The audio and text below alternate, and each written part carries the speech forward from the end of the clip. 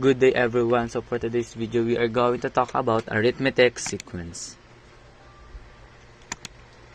What is arithmetic sequence?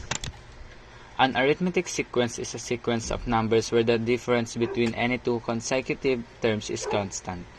This constant difference is known as the common difference.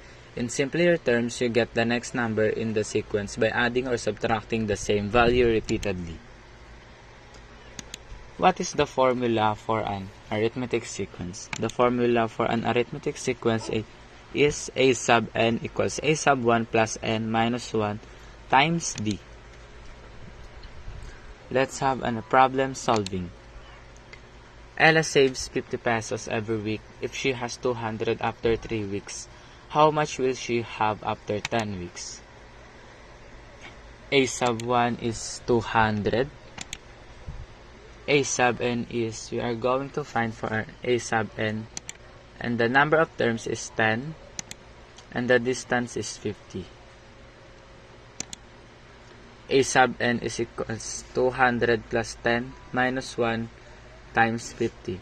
The next thing you need to do is subtract the numbers inside the parentheses. A sub n equals 200 plus 9 times 50. Next thing you need to do is multiply the number inside the parentheses by the distance. So 9 times 50.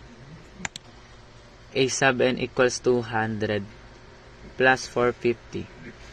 The last thing you need to do is just add the last two numbers, and we have an a sub n plus 650. Therefore, the money Ella saves after 10 weeks is 650 pesos.